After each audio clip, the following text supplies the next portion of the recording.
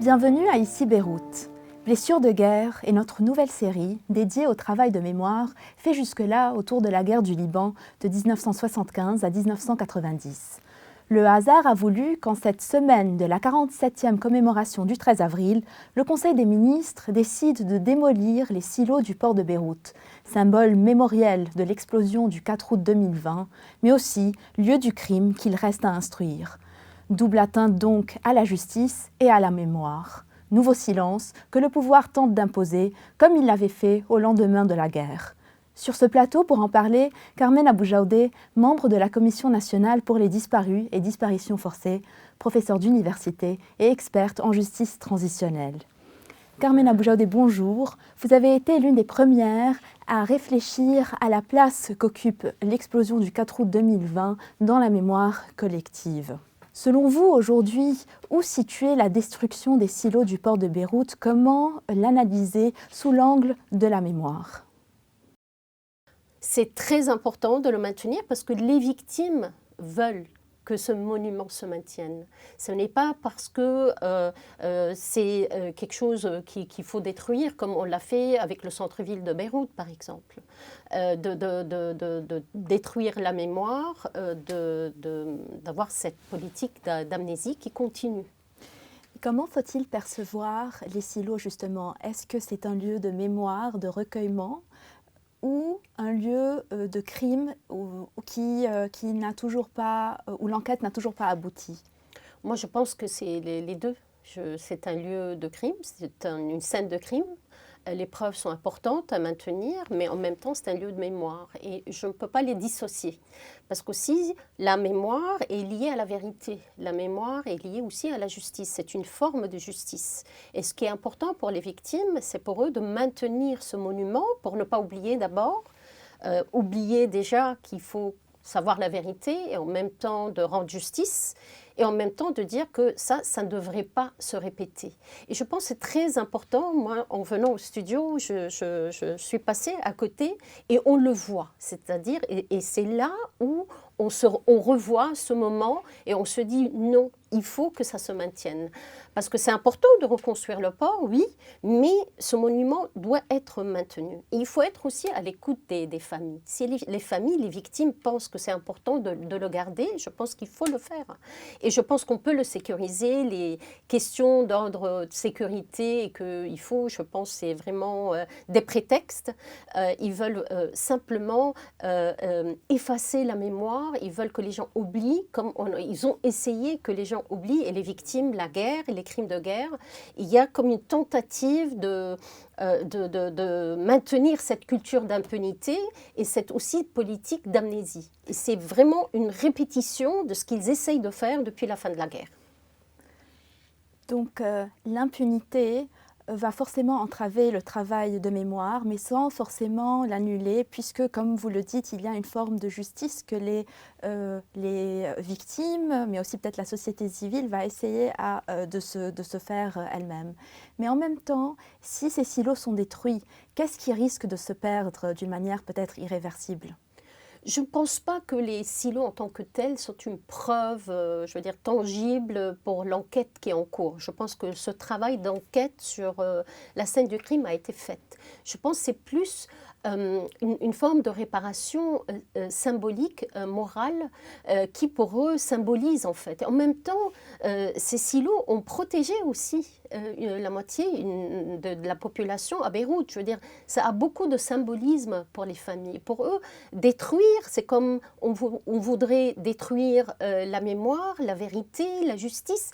C'est vraiment dans ce processus qui sont en train de maintenir une tentative d'effacer cette mémoire et de détruire ce qu'ils veulent, la vérité.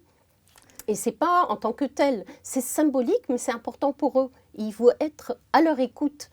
Et je pense pour eux, c'est quelque part, comme si on est en train de dire, voilà, on détruit le silo, on détruit la vérité, on ne va plus poursuivre le processus de justice, parce qu'on voit bien qu'aussi qu'il y a des obstacles et qu'on est en train de torpiller ce processus de justice. Alors, je veux dire, en même temps, on est en train d'entraver, de violer leur droit à la justice, à la vérité et à la mémoire, à des réparations. Et je pense que c'est très important pour eux et il faut les maintenir. On voit bien le parallèle ou les similitudes avec toutes les entraves faites au travail de mémoire après la guerre civile. Est-ce que les proches des victimes du 4 août que vous voyez se recueillir tous les 4 du mois, est-ce que ces familles vous rappellent les familles des disparus de la guerre ? Effectivement, je le vois et en même temps, le militantisme, l'activisme des familles des disparus de la guerre ont quelque part préservé, sauvegardé cette mémoire collective. Le 13 avril, on a commémoré avec eux le début de la guerre, mais aussi leur droit de savoir ce qui s'est passé par rapport au sort des disparus. Et je pense que le travail, l'activisme des familles des disparus est exemplaire et que les victimes n'oublient pas. Et si quelque part, il y a un lien entre les deux, en tout cas, il y a eu des contacts, et les familles des disparus se voient aussi dans ces familles, et je pense en même temps, l'importance pour eux de savoir est très forte. La différence, c'est que les familles des disparus demandent leur droit de savoir comme une forme de justice, alors que les familles des victimes du 4 août demandent la vérité et la justice. Et je pense que c'est très important, pas seulement pour ces familles, mais aussi pour notre société et pour notre pays, au moment où on réclame l'état de droit, de pouvoir vraiment savoir ce qui s'est passé et qu'il y ait cette fois-ci une justice punitive que la loi d'amnistie en 1991 a empêché. On a pardonné les crimes de guerre, on a tourné la page sans vraiment la lire, et aujourd'hui, on vit les conséquences de cette impunité. Et le 4 août, non, on ne veut pas oublier. On ne veut pas qu'il y ait impunité. Au contraire, il faut que l'état de droit, il faut que la justice soit faite. Alors, le 4 août, ça a été un peu la faillite, une nouvelle preuve de la faillite de l'état de droit, mais qui a été jusqu'à ravager l'intimité des citoyens libanais. C'est peut-être une différence avec la guerre civile, mais en même temps, il y a une sorte d'écho entre le 4 août et le travail autour de la guerre que vous avez pu constater peut-être, puisque le traumatisme vécu par exemple par la jeune génération le 4 août a réveillé un certain intérêt pour le passé de guerre que la jeune génération n'avait pas forcément, ni que les adultes avaient envie de rapporter à leurs enfants. Donc ce dialogue intergénérationnel, vous avez pu le voir. Est-ce que c'est une contribution au travail de mémoire ? Oui, je pense que le 4 août a déclenché, pas seulement chez les jeunes. Les jeunes, on leur a transmis cette mémoire, ce trauma. Mais c'est surtout la génération de la guerre. Ça a vraiment réveillé les traumas, déclenché des mémoires des mémoires douloureuses. Et on l'a vu, la réaction des personnes de ma génération, comment on a réagi. Et c'est vrai que ça a déclenché, ça a ouvert ces plaies qu'on a essayé vraiment de fermer sans réussir. Et je pense que les jeunes ont compris. Ils ont vécu un peu ce que nous, on a vécu. Et je pense ce dialogue et même plus qu'une osmose quelque part, il y a eu cette transmission, en fait que je peux même aller un peu plus loin, un an, disons un peu plus loin, quand il y a eu la révolution du 17 octobre, on a vu quand même cette nouvelle génération essayer de comprendre, parce qu'ils ont réalisé aussi ce qu'ils ont vécu, la crise profonde, sociale, économique, financière et politique. C'est en fait une conséquence de la guerre et de l'après-guerre, qu'on n'a pas eu une sortie de guerre qui a fait assainir quelque part la mémoire. Ils ont réalisé que c'était la conséquence de l'impunité, de la culture d'impunité qui a sévi pendant la guerre et l'après-guerre.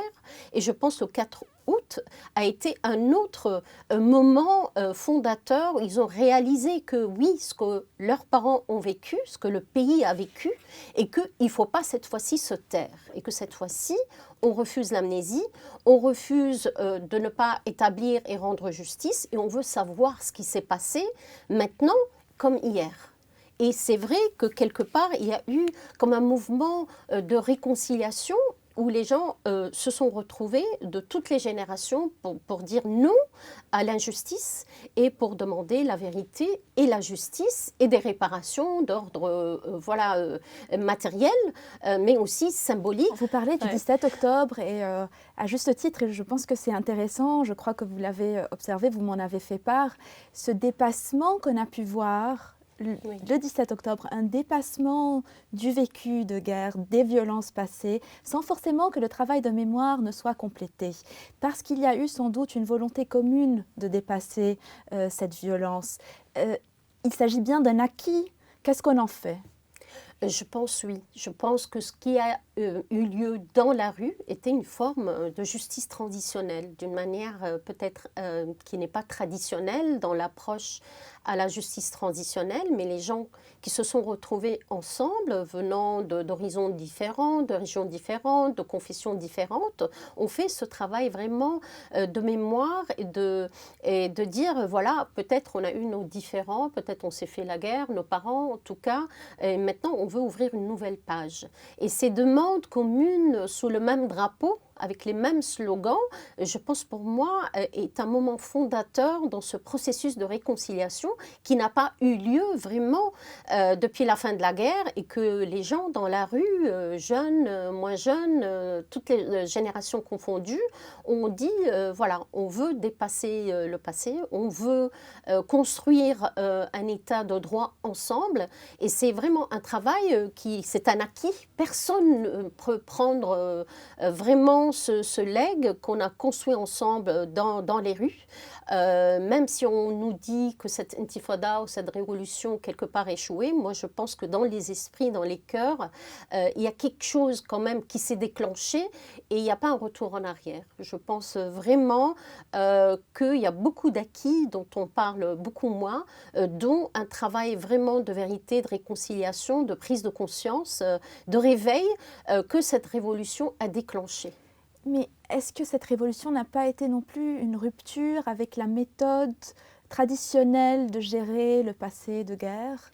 Si, on peut dire que c'est une approche qui est originale, qui est très authentique, qui, en fait, oui, qui casse avec ce qui s'est passé avant, avec ce qu'on appelait la résilience, d'accepter l'état des faits, et que oui, je pense que la nouvelle génération, les jeunes ont dit non, vous n'avez pas réussi à traiter le passé, vous n'avez pas réussi à construire un état de droit, un état juste, une paix vraie, véritable. Et je pense que les jeunes sont venus pour aussi tenir la main à cette génération, de leur dire, vous avez souffert, vous n'avez pas réussi, mais avec vous, on va construire une vraie paix où on est égaux. On est égaux devant la loi et devant ce pays qui a été meurtri, qui continue. Vous avez mentionné au début 47 ans de guerre. C'est vrai qu'on n'arrive pas non plus à parler de la fin de la guerre.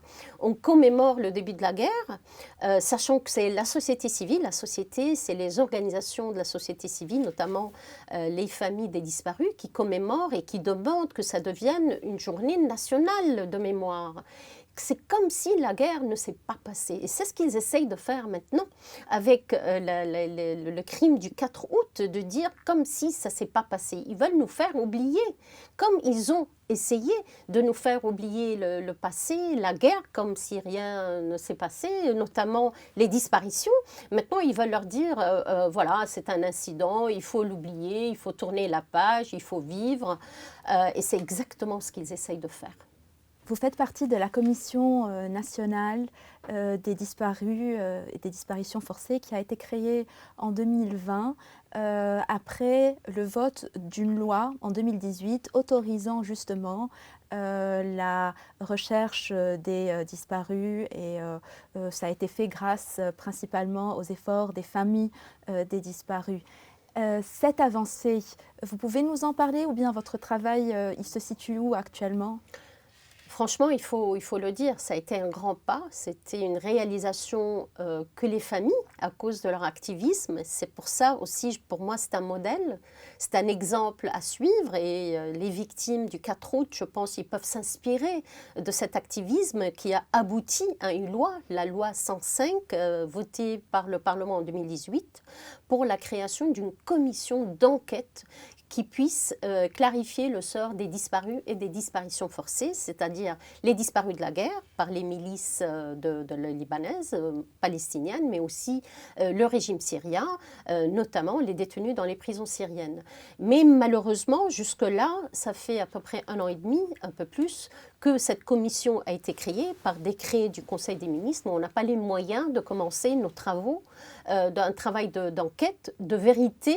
On essaye un peu de travailler sur les fondations, de préparer les lois, les textes en fait fondateurs, mais pour commencer un travail sur le terrain, vous savez, au Liban, on a des fosses communes sur tout le territoire libanais. Il faudrait aussi demander les détenus qui sont encore vivants dans les prisons syriennes de pouvoir qu'ils puissent retourner chez leur famille. Et même s'il y a des personnes, des détenus décédés, il faudrait pouvoir aussi retourner les restes à leur famille. C'est un droit qu'il faut maintenir et la commission, son mandat est justement d'enquêter sur les cas de disparition forcée. Alors l'enquête a été menée, je crois qu'il y a, il me semble, des fosses communes qui ont été identifiées, etc.